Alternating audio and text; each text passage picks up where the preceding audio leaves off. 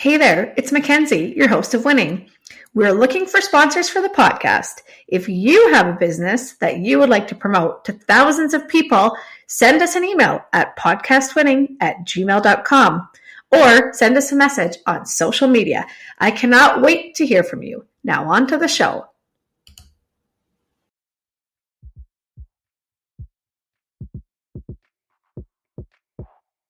Winning is your guide to making it in business. Join our award-winning host and entrepreneur, Mackenzie Kilshaw, and special guests in casual conversations that will educate and inspire you on your business journey.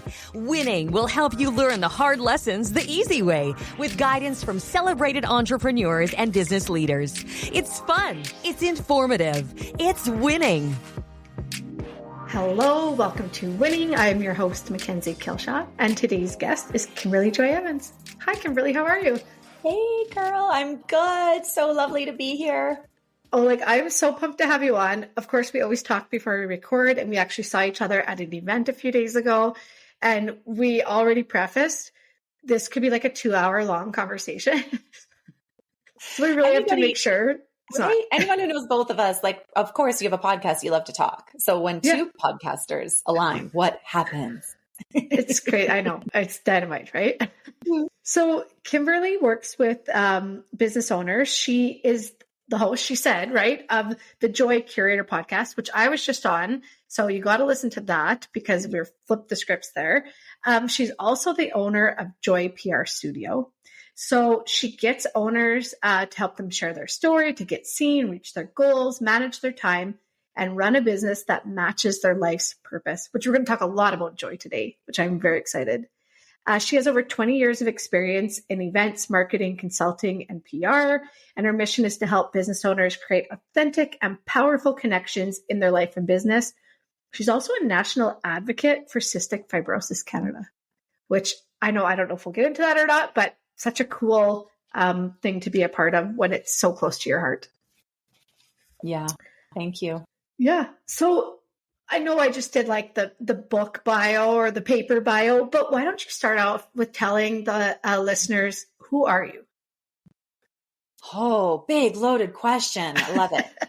Yeah. So business has been my jam for 20 years. Like you said, I started in the event planning industry 20 years ago when that was sort of not something that I was even sure could be a career.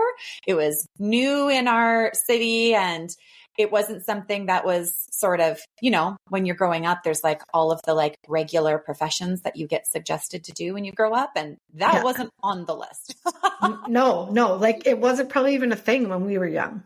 No, it wasn't. And, I remember even as a child, going way back, being in junior high school, and even, I was I started at 20 in this industry, but I remember always being the one that people came to for planning things. But in my mind, I wasn't connecting the dots at that age, at least, that, oh, wait, this could actually be something that could be a career. I could get paid to do this. People actually need this as a service. At the time, I was I just love doing this because I love being able to organize details and I like bringing people joy. All the things that I'm doing now were sort of already happening younger, but I wasn't, retrospect is a fine thing. So that's kind of how it's right. Yeah, you didn't know, right? That. I feel that same way. You just didn't even know it was a thing that you could do to make money.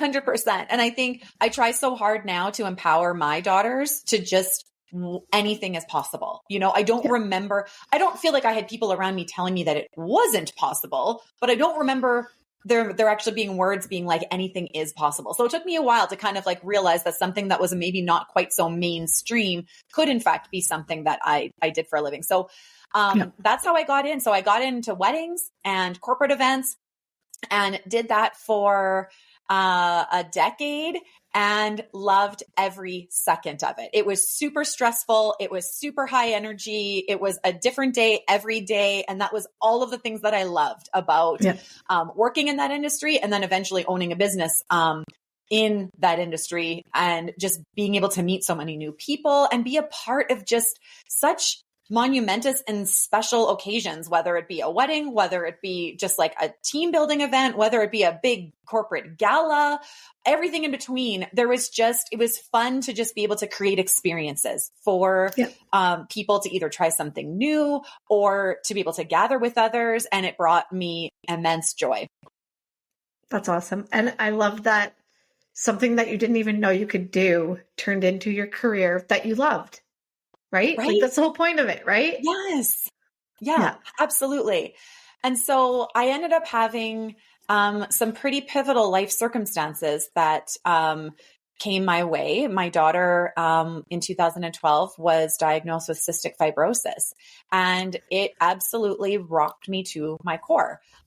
She was 4 at the time, and I had a 1-year-old at the time, and I owned this business, and I was in the throes of all of it. And we know, like, life is full when things are going tickety-boo, and you don't ever anticipate sort of these like lightning bolt circumstances that just come up around you that kind of just change the trajectory. And the only thing I can compare it to now is sort of what happened when the pandemic hit, where, like it all of a sudden just struck, and life as we knew it just instantly had to be very, very different. No matter where you were at or who you were or what you were into, it affected every single human being across the globe.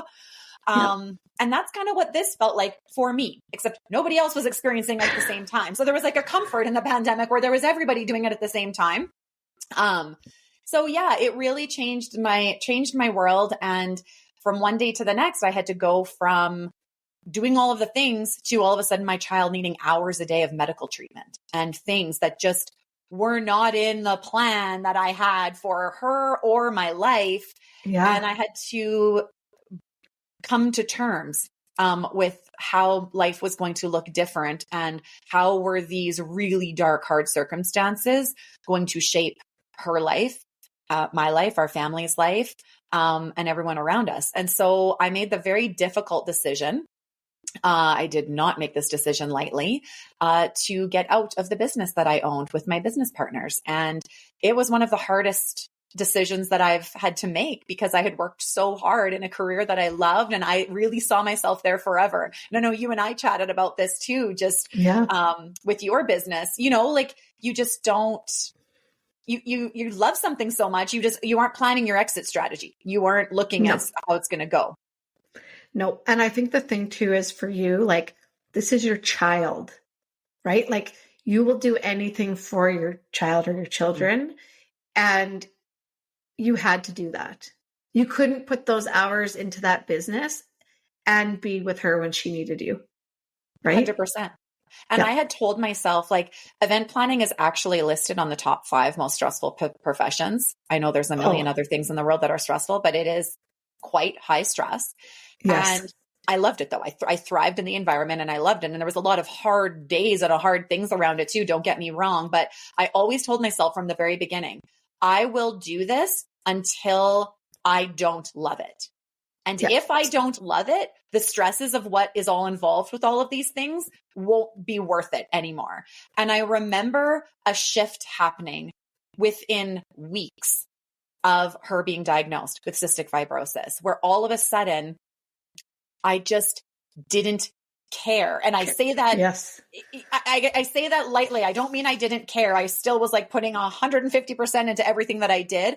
But all of a sudden, this person's color that they were trying to choose for their theme, I didn't care. I didn't give a shit. I was like, okay, fine. Choose those flowers. Okay, fine. Go and do that. Like my brain just could not, it was like, it was just on fire. I just couldn't put it together. And so it was within the year after that I officially exited out of the business, and it was really hard. And I was sad for so many reasons and personally and professionally. And I just had to take the time, and I just felt like I was being called to something more through this difficult time. And I could not see what that was yet because my heart was just so broken for her and for all of the things that I had like imagined for what I thought her life was going to look like. And so it took me a while, took me a few years to kind of like get my bearings straight on figuring out how to add nurse caregiver on top of being just a mom, two things. And I never dreamed of being a stay-at-home mom. That was not the role that I had planned out for myself. But for a few years, that was my role. And it was what I needed and what she needed and what our family needed. And so slowly people started tapping me on the shoulder. Hey, are you taking on any projects right now? You know, I had been doing this for 10 years already. So people knew me in certain ways. And so, that's kind of what started bringing me back to life professionally. You know, she got older, we got more into a routine, you know, just kind of were like re-navigating what this new normal looked like for our life. And slowly decided that I was ready to kind of dive back in. And I felt a stirring of things that I wanted to get back into event planning. And so that was kind of back in 2017. Yeah. And it's crazy how life circumstances just make you do a total turn, right? 100%. Like looking back, you would have probably never said, I'm going to leave my partners. I'm not going to do this anymore. But you had to make that turn and be with your family at that time. But then you get to that point where you're like, okay, I'm ready to go. Did you just wake up one day and you're like, I have to do something? Or did it build? Well, you know, there was a very interesting thing that happened in our life. So throughout this time of making the decision to stay home and get out of my business, we ended up moving. So we lived in Moose Jaw for a few years rather than Saskatoon. I am now back in Saskatoon, but lived there for a few years. And it was just sort of it just felt like this like reset of a few years. That's what that felt like. It felt like literally we sold like 50% of our belongings, sold our house here, switched careers, got out of careers, pulled the kids into a new school. Cassidy was just starting school. My little one was not in school yet. Moved to a different city, knew nobody, a couple people, you know, like it was just this like, it's like what I would imagine almost like a midlife, when people describe a midlife crisis, you know, where you're just like, throw it all away, buy the motorcycle, whatever, you know, all the things. That's kind of what it felt like, but it felt very controlled. Like it was very calculated and it was very like, this is what needs to happen. It's like a strip everything away. How do you rebuild when you feel like that was actually the thing I feared the most in life as a parent, was something happening to my child? And the absolute worst fear came true. And so what do you do when you're in a state of the worst possible thing you can imagine happening? The only choice was to sort of just rebuild. And so for me, anyone who knows me, I am not a lay horizontal for a long period of time and like feel sorry for myself kind of person. I am take your moment and move on. Right. You know, I probably should do that more actually, because I maybe move on too quickly sometimes, but, I was just like, you know what, this is happening. So in the meantime, I knew that with what was going on with her health, and I started getting involved with Cystic Fibrosis Canada. That is where I sort of was able to channel some of the things, because I couldn't do anything about what she had been diagnosed with. If I could have taken it upon myself, I would have given her my lungs. I would have given her everything that I could do to like make this go away, but I couldn't. So as a parent, it's like your sole job is to like protect these little people. How do you protect them? And I felt like I couldn't in the ways that I wanted to. So I had to find ways that I could create change and I could do something. And so she decided she wanted to have a lemonade stand. We had already done it in Saskatoon. And then when we moved to Moose Jaw, I was like, okay, yeah, we can do it. Like, and when I say lemonade stand, it was like little girl sitting on the driveway, pouring lemonade out of a pitcher. Yeah, she's 25 like, cents. Exactly. That is exactly what she wanted. And so with my event planning and whatever, I was like, okay, like we can make this a little bit better. Let's like add a little like je ne sais quoi to the. You jazzed it right up. Tell us about it, because I know about what you did, but tell the listeners, because it's amazing. Yeah. So this really honestly was sort of this light amid something so dark that I didn't, again, see coming.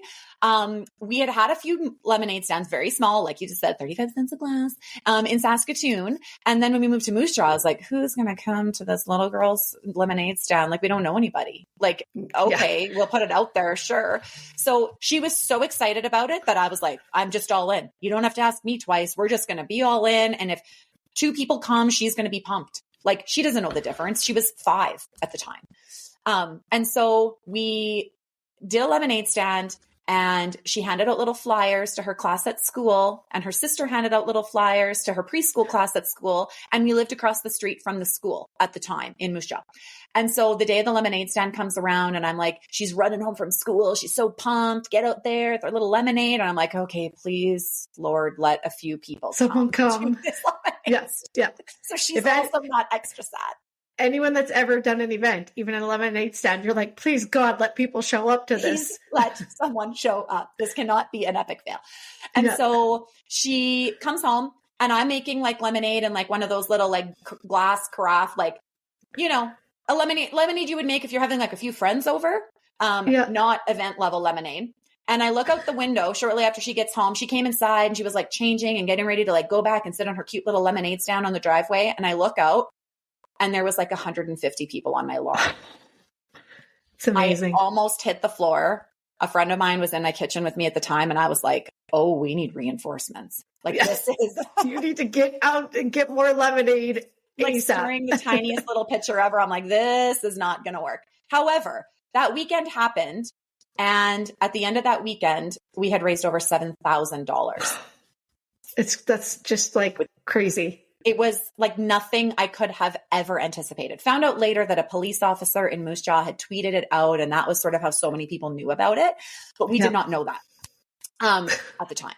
So that kind of propelled this whole movement of me just feeling like these little miracles kind of kept happening of how was I going to take this and shift this into something to turn it into something positive so that her life and her health and all of this was meaning more than just, wow, we're feeling sad about the fact that this happened to us. Woe is us, you know, like this happened, you know, and that was just not me. And I didn't want that to be her story either. It's her story to share how she wishes now that she is a teenager. But we talk about it regularly of what, you know, like this whole, how this all evolved. And my piece of the story in this is that it completely changed and defined who I was as a human. I couldn't have anticipated how all of the things that I had learned through the event planning industry and marketing and communications and like all of the things that I did for clients every day for my job. Now I was able to take those and turn it into a way to actually advocate for her, for the 4,000 Canadians who have cystic fibrosis, and so that really propelled me to realize that my voice mattered and that what I chose to put my energy towards mattered, and that me as one person could actually do big things.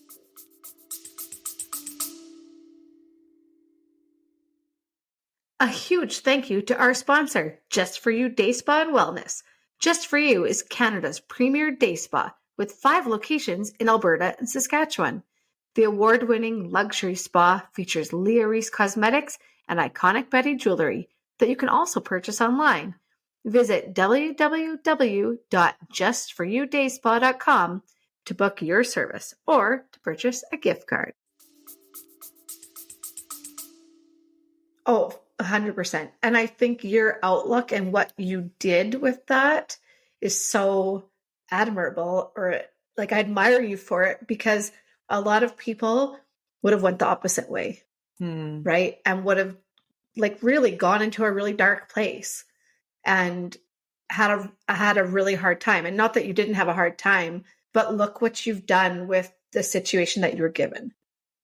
Like amazing things. It's a testament to the power of community and support. Like I will say that for as long as I can live. The community and the way our people across Saskatchewan and Canada and the world came around us through the time and then have continued to support what we're doing.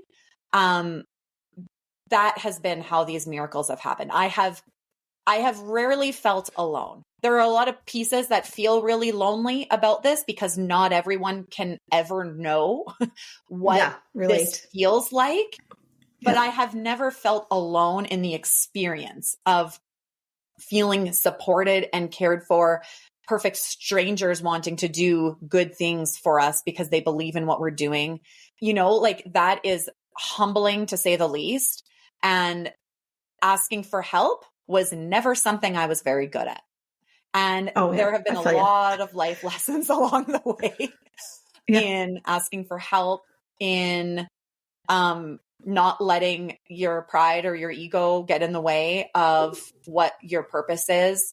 You know, just having an open hands posture to life and to just know that you can accept what is being given to you because that is people just wanting to show their love and support. And so, it's been a lot of things, but that kind of has propelled me to the next stage in my business because I realized that really was impactful. And the things that we were seeing notice happen across Saskatchewan and across Canada because of the work we were doing and the way people's lives with cystic fibrosis was like being changed has just propelled me even more in my business to want to do the same thing for the women that I get to support in my business. And so that really is where the Joy PR studio was created from, was just this idea that I wanted women to understand that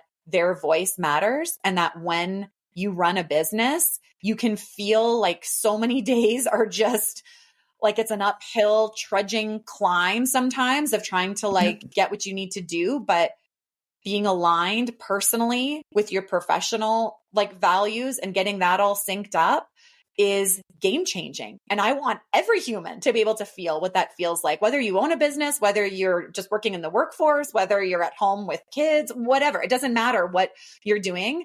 That sort of was the purpose. And so using that platform to help create systems for people to, you know, get them to be comfortable sharing their story and be seen and let those hard parts show as a way to grow your business rather than pretending that everything's okay all the time. Oh gosh, isn't that so true? It's like when you are vulnerable and you are authentic and you tell it how it actually is, you get so much further than everything's great, everything's fine. You know, unicorns and butterflies. Yes. It's not reality, right? No, it isn't. And the motto, I mean, besides Joy being my middle name, the motto. Yeah, that turned out really good, didn't it, for you? You know what? It really does work out sometimes. You sometimes see that in professions, you know, where someone's like has the name that's exactly aligned with what they do. And you're like, like, does that just happen because of the name or where does this come from? Exactly. But like that really is the motto of what I've wanted to bring to the table. And to me, joy isn't just a feeling, it's a lifestyle. We choose joy. We do not have it happen by accident. And I can be simultaneously frustrated, upset by something, sad about something, having a really bad day, and I can still choose joy. It doesn't have to be one or the other. And I don't see joy and happiness kind of being in the same thing. Like to me, those are different. Happiness is a feeling. I feel happy, but joy to me is just like, it's this inner piece of feeling like you're living aligned with like what you want your life to look like, what you want your business or profession to look like. Just what do you want your day to look like when you wake up? Is it where you're at right now? Or is there room to kind of shift a few things around because you're feeling unsettled by what's happening in life? And that for me is sort of where that choice comes in. And I want that to be the forefront of everything that I do because it's been so game changing in my life to be able to work really hard on that being how I want. It does not happen by accident. No, absolutely not. No, I think too, just like you said, you choose it. It's the same. if you're miserable or you're joyful, right? Yes. You're choosing to be in those states. It's 100%. it's what you're choosing to do. Yeah.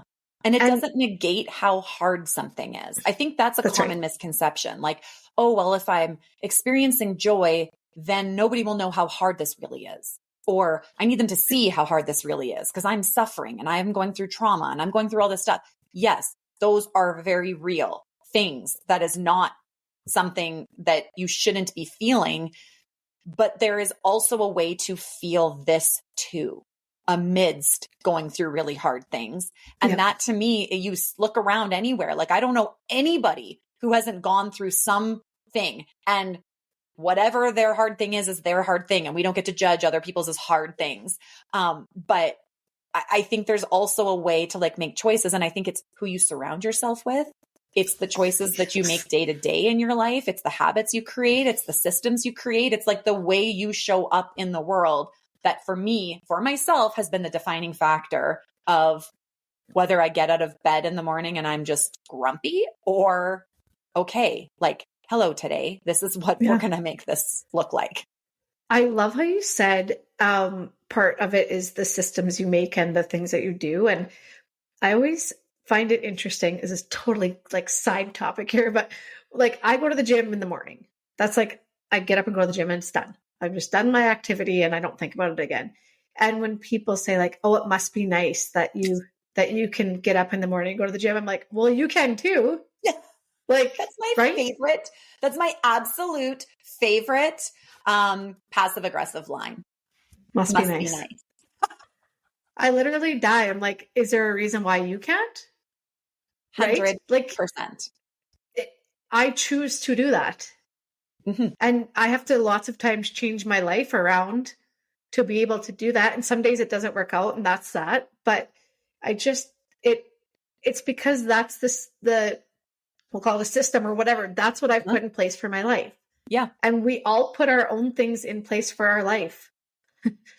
It's up 100%. To us, right? It is. And I think when I am consulting with women, it's very, and the reason I meet with women, it's not that I love men. It's not that I don't want to work with men. Like I have men that are people that I work with also, but the majority of people that I work with are women. And it's because it's very different for us. Like I don't know many, and this is super stereotypical, I guess, but I don't know many men whose personal family life really affects their career.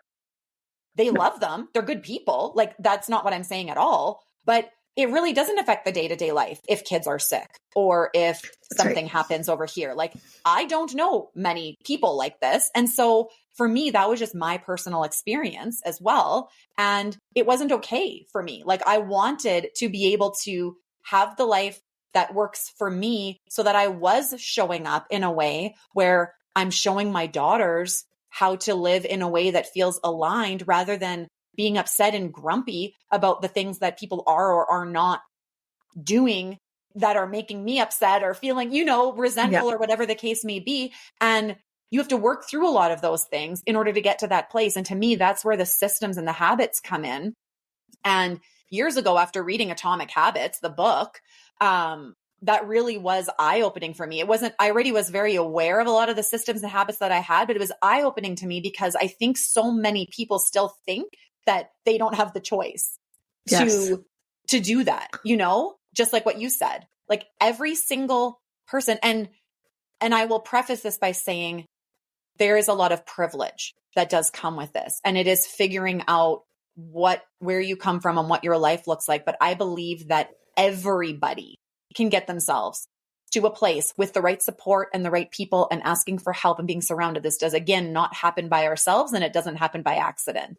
To be able to get ourselves to a place where what you want your life to look like. I always ask my clients, it's funny because so many women actually can't answer this question on the spot of what does a really wonderful, perfect day look like for you? If you were just waking up today and there was no to-do list and there was no job to go to, or maybe you love your job so much that would be what you choose. I hope so. Yeah. Whatever the case may be. But what does that look like for you? And I mean specific. Like, What time are you waking up? What are you eating for breakfast? What are you doing after that? What are you having for lunch? Who are you hanging out with? Where are you going? What are you doing? What are you driving? What are you looking at? Where are you, like all of those things. Most people, it is pretty specific and does take some time to think about. But if we don't know what we like and we don't know what brings us joy, we are going to continue this slog for the rest of our lives, thinking that we're running businesses and saving the world and trying to raise a family and doing all of this stuff. For what? For what reason? If you haven't actually gotten to enjoy the day-to-day things along the way because you don't actually know what makes you happy or joyful. Yeah. And without joy, what's the point of being here? Like, do you want to be that person that goes through your whole life unhappy and just going through the motions because you're like, well, this isn't my life. Like, this is it. Like, no, we don't want to be those people. Well, and I think it's easy to spot it out when you see it in others, but we don't necessarily always have that awareness in ourselves, right? Like somebody who's maybe also quite negative or really isn't like living a life that feels like really good for them can totally spot out somebody else who's like clearly not happy and everything's miserable and everything's never really going their way. And, like all of those kinds of things. But I think we really need to, and that's where sort of that ego and that pride and that humbleness and that whatever that I was referring to before kind of comes into, because it is hard work to peel back those layers in ourselves and to even tell yourself, you're like, I'm not where I want to be. And I feel scared saying that. And it makes me uncomfortable because that means maybe I have to do something about it or, like all of the things. That's to me, the art of being a human is just going through all of that. And I think when we can kind of take that lens and just do the work and recognize that having alignment and systems and habits for what works for you, there is not one right way. I don't have a magical formula that that just works. It has to be what works for you. That is where you start feeling that freedom. And that's where most women in business, that's what at least the women that I know and speak to, that is their number one value most of the time, is that they want their business because it gives them the freedom and the flexibility to be able to manage other things that they have going on. They don't have to be as accountable to somebody else. They can kind of choose their schedule, whatever the reason is. And I don't believe that can happen without systems and habits that work for you. I agree. And I think most of those, the systems, the habits, everything starts with either a difficult conversation or a difficult thing. And it's hard, right? But you have to face it. It's like, okay, this isn't working. Or whatever it is, right? I have to take some action steps here to figure this out. On your podcast, we talked about myself with one of my stores where after COVID, I knew I couldn't reopen my store. Yeah. And I had to have a difficult conversation. And I started with an email saying to my landlord, I cannot open my store. And I wanted to vomit when I was writing that email and sending it, because I didn't know what was going to happen. Yeah. And in the end, it worked out better than I could have ever imagined, right? But it started out with something really hard. And if you keep pushing those hard things away, like you're just kicking the can down the road, nothing's going to change. Yes, that's exactly it. Because it feels sometimes easier because we're used to things being a certain way. So it's easier in our brain sometimes to compute, well, we'll just keep doing it this way. And okay, it's not great, but okay, it's not horrible. So we'll just keep doing it this way. When your insides are screaming at you to have the hard conversation or to do the thing that is actually going to take away this pain that you are experiencing of just keeping on moving it forward and kind of like delaying the inevitable. Yeah. And like rip I the think Band-Aid. Right? It is. Yeah. And it's like listening to yourself about this, and your insides don't lie. Whatever you're knowing, your listening, your truth, whatever you want to call it, there's no wrong thing to call it, but whatever that is for you, it doesn't lie. It's sometimes us making the choice to not listen to what we know is supposed to be done. And 99.9% of the time, at least in my experience, it means doing something really freaking scary and difficult. I agree. I fully agree, because hard things are hard, right? Nothing's easy. No. And that's where the joy comes from afterwards. Cause you're like, whoa, look what I just came through. Yes. Yes, exactly. And that's how you find it. You have to get through those difficult times and set yourself up for the joy. 100%. Like, again, it doesn't happen by accident. No. So as you're finding joy in your business, growth of your business, whatever it is, if you're just starting out, in your a professional opinion, because you do this all the time, is it finding those systems and those habits that are going to get you there? Or how do you find the joy? Oh, good question. Yes, that is also what I get asked all of the time. Because I think it's easy to look at others who have done a lot of work to get themselves to that place, but you're only kind of seeing the little golden snippets of it. You're like, oh, well, again, must be nice that this works out for them. And I couldn't possibly do that. But to me, so where I start with every client who I'm working with when it comes to like consulting on their business, I don't believe your personal life can be left out of it. Mine is always a hybrid. Like it has to be in my world. And I know everybody has their own system and practice of how they might coach or consult. But for me and the women that I work with, it has to be like a holistic kind of like approach where like your personal and your professional life are fused together, and let's not pretend they're not. And let's just be honest with ourselves. I die when people are like, well, this is my like after work and this is my, or like, you're one person. How can you separate? 100%. You're one person with one set of emotions and one brain and one, like, you can't separate that. And the people that still say you do, it just boggles me. Yeah, I feel like it will just forever be a struggle for those people. And I don't wish that on anyone. So yeah, I think the first step is to be open to the idea that the way your life is currently running isn't working for you anymore. Like just being open to even that idea. You don't have to have solutions. You don't have to know how this is all going to come together. I can just promise you that it will. And I'm not a future teller, a fortune teller, or anything like that. I can just promise you that it will, because where you put your energy towards things is where things start to happen. And so if you are willing to pause long enough to realize that every day you are realizing that you are in a state of overwhelm and you are feeling frustrated and you are feeling like work doesn't feel good. And maybe certain parts feel good and certain parts don't. Your whole life doesn't have to feel like chaos in order for this process to work for you.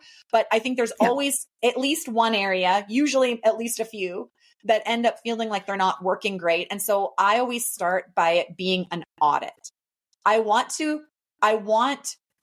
you to be honest with yourself about what is and isn't working for you. And so often it's like even little things that'll come up where someone will say, well, you know, my partner just really struggles to be by themselves with the kids and put them both to bed at the same time. So I really need to be there for that. And the kids are beyond old enough for this to not be a scenario, you know, then we dive into that. It's not always huge things. No, I think people think they have to make a full circle turn, like everything's got to change.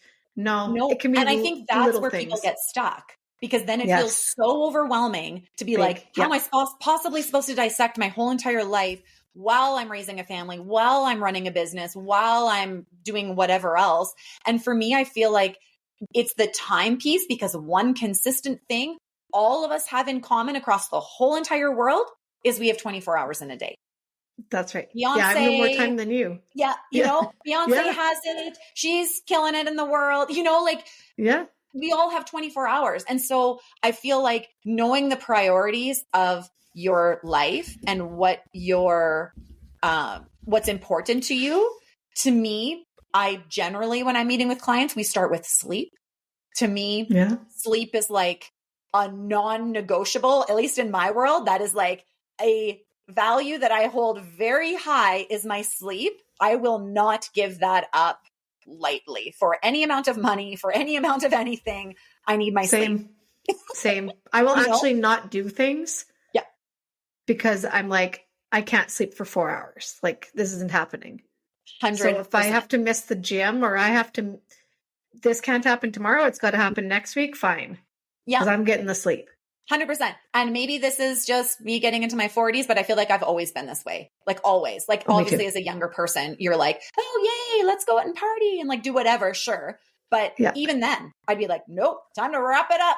I gotta get my 8 hours. Somebody once said to me, people that sleep in are lazy.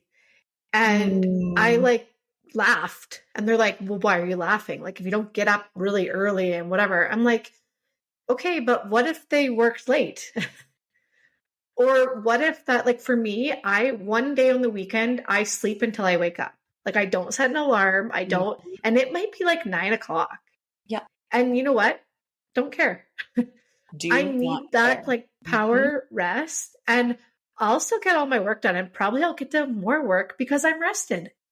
Imagine 100%. Like, and that to me is such an empowering way to look at it. And those are literally the things that we talk through is like, when you are doing a time audit, you have to look at every single place that you spend your time. And I think a lot of the time, because we all are perpetually busy and our schedules are perpetually full and we all have so much stuff going on that we don't take the time to manage our time. And then that becomes the perpetual cycle of, well, I just can't get out of this. But you have to be willing to pause. You have to be willing to reset. And I don't mean taking a month off of your life in order to reorganize your life. Like this can happen in a really short amount of time, but you need to make the time for that to happen so that you really get to look. And when I go through a time audit with clients, I do this with myself on a regular basis also, in different seasons where I do my own time audit that I do on others to myself. Yeah. And even though I am so mindful of it, because this is what I do with people and I'm conscious of it regularly, I'm still shocked when I do this because different seasons bode different things. A year can pass and all of a sudden you're like, okay, like kids are in a different stage of life, business is in a different season, whatever you have going on in your life, it just changes the dynamic of how your time is being spent. And it's shocking to me because most of us don't realize how much time is going to certain things, even if we think we're really aware about it. Yeah, that's true. And do you think, when people say like, oh, I don't have time to do that. Well, I don't have time for that. I'd like to do that, but I don't have time for that. Do you think it's really important then?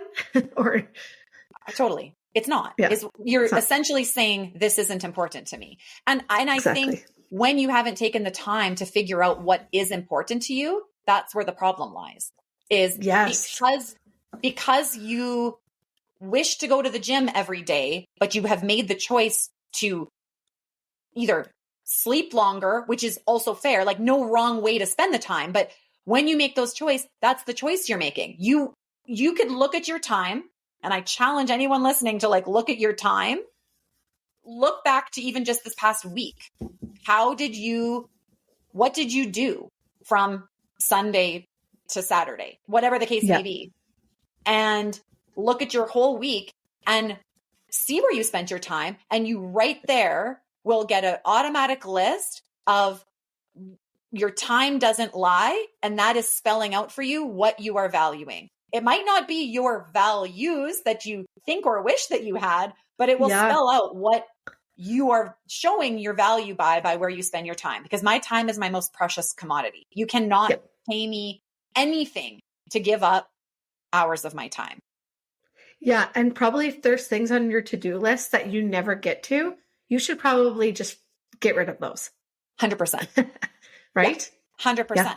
And you will notice that energy shifting in your life when you are spending time on the things that energize you. If you are going to a job every single day and Monday morning comes around and you feel sick to your stomach because you have to get out of bed to go to this job. And again, I understand that in the state of the world, there are often things we have to do that we are not like, yay, let's go do that. I can't wait to clean my toilets this weekend. And I can't wait. Like there are things we just do because we are human beings and you have to just like function. That's not what I'm saying. But finding joy in that too. Crank some tunes on, get your kids to help out and be like, yay, I'm cleaning toilet, like whatever. Yeah, That's a silly example, but no, but it's reality. And the thing too is, and maybe you get to a spot where you're like, you know what? I'm going to pay somebody to do that. 100%. And I'm just spending this time doing whatever else. Cause that's how you get rid of the things that aren't working for you. Yes, right? 100%.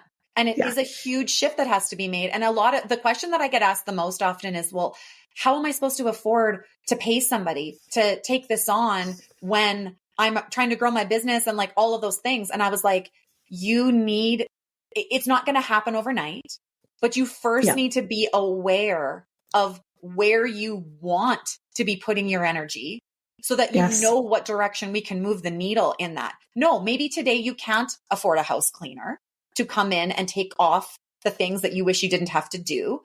But if we know that that is something that really drains your energy and you wish that that wasn't something you had on your list, we start making the priorities of where we're shifting things so that little by little, we're getting to a place where that is something that you're going to be able to do. And I promise you will. Yeah. Do you find that time is one of the biggest things that overwhelms people? Or maybe they say the lack of time, like that I don't have time. Is that a lot of what leads to the overwhelm feeling? Yes. And I think that it is also like the word overwhelmed is used way too much. I use it myself sometimes because sometimes I just don't know how else to describe how I'm feeling because that is a real true thing.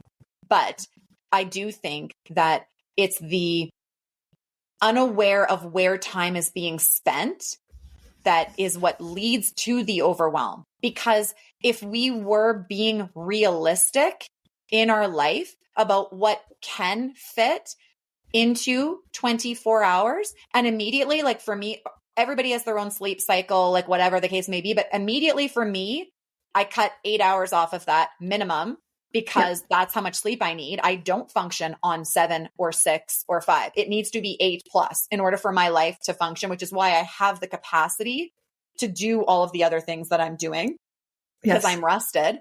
And so that leaves 16. That leaves 16 hours every day. And even if we want to be super patriarchal, like masculine society, we all work for 8 hours a day. If that's what we want to say, then you got 8 hours. Still 8 hours. Yeah. 8 whole hours left in a day. And I think when you like break it down in those like chunks and then can really start dissecting those chunks and like looking at that, like to me, I can get a lot done in 8 hours. That's like a lifetime. Like it's a whole nother work day. Yeah. Yeah. If you look at it like that, I love that breaking it down because that's so true. And I think lots of times when you look at a list of things you have to do, you're like, oh my God, how am I ever going to get all of this done? Mm-hmm. But if you look at that, before we started, you're like, how's your day going? I'm like, good. I have a list of 20 like 5-minute jobs and I got 10 done and I was so excited. But that's what I did. I was like, this is 5 minutes, this is 15 and whatever. Yeah. And I'm like, okay, I can get these all done today.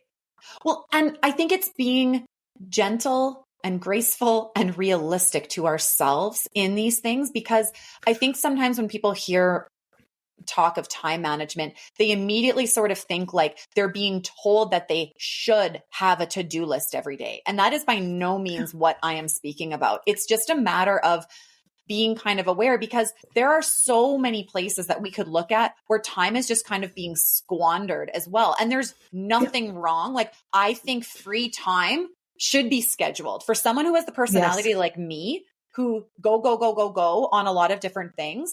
I need to sometimes block in. And sometimes I just put stuff into my calendar for my own reference, because I use my calendar as like my go-to of things during the day.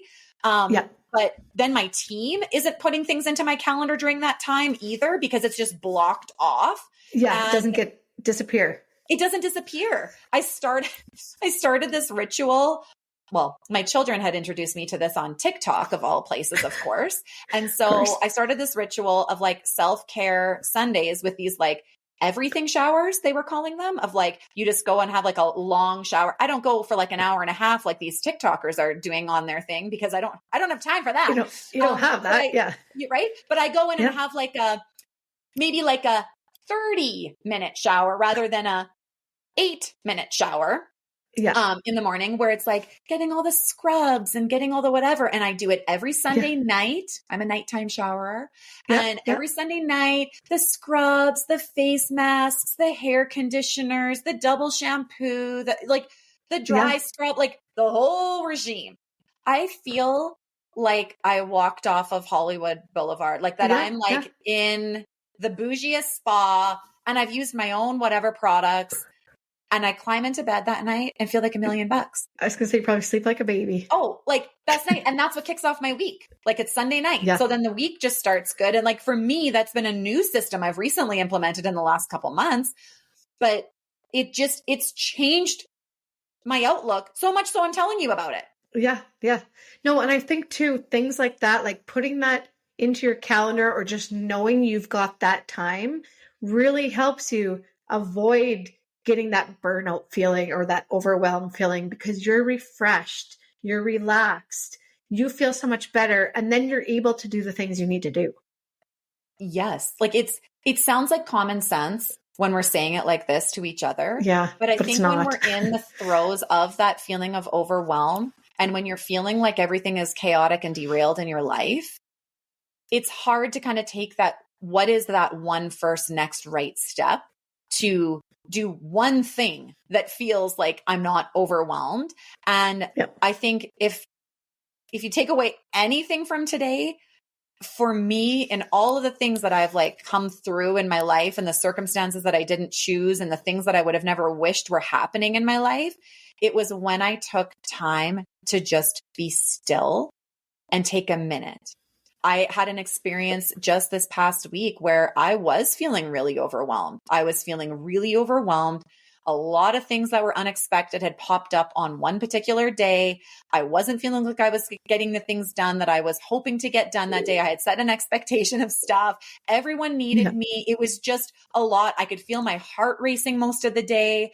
I didn't take time to like eat properly. Like it was just all the things that were normally in my routine were not going well. And I got to the end of the day and I was like, I'm not even going to be able to sleep because I am just feeling so overwhelmed. I need to do something. And I ended up just taking an hour and a half, even though everything in my brain was saying, you have so much to do. You can't take an hour and a half. I was like, I have to, or I am going to crumble.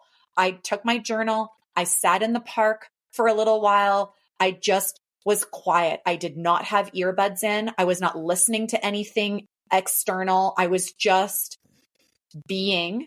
I went for a super long walk. The whole rest of my week was on a completely different trajectory after doing those things. It cost me $0. There was nothing wild. I didn't have to go do anything. I just had to listen to the fact that I am not okay right now. And I am the only person that can do something about that. About this. I was just going to ask what's the most important lesson you can share, but I think you just said it. It's listen to yourself, right? Like when you need that time, take it. It's going to go way farther than trying to work through that. Don't apologize for it. Like, or feel guilty. I think there's like a fine line sometimes. I know there's like through different generations and through how people like do different things and whatever, there's a fine line between what is feeling like I'm being selfish by taking this time versus I'm taking care of myself. And I think sometimes it can get skewed in one direction or the other to the extreme where then we're nervous to be like, well, if I go and take a 40-minute shower, is everyone going to like think that I'm just like being super selfish or like I'm not contributing to my family or whatever we tell ourselves, you know? Yeah. And I think it's just getting to the place and then being honest with the people around you. I had this conversation with my children. They know that on Sunday nights, I'm having a long shower and nobody better come knocking on the door. Knock on the door. Yeah. No, thank you. You know, we have multiple bathrooms, so there's no reason for them to come knocking on the door. But you know what I mean? Like it's just those types of things. You can't just expect people around you to know what you need. You have to be willing to have those hard conversations and ask for what you need and state that this is what you need to make you feel like yourself, and then figure out how that works for the people that need it to work for them too. Yeah. I always at the end ask one thing you wish you had known. Also, I think you just said it. Yeah. I honestly, if I could, I'm not a coulda, woulda, shoulda, like live in the past type of person. But if I could have learned earlier in life how to listen to that inside voice and recognizing that what is going around thoughts in my head is different than that knowing voice inside.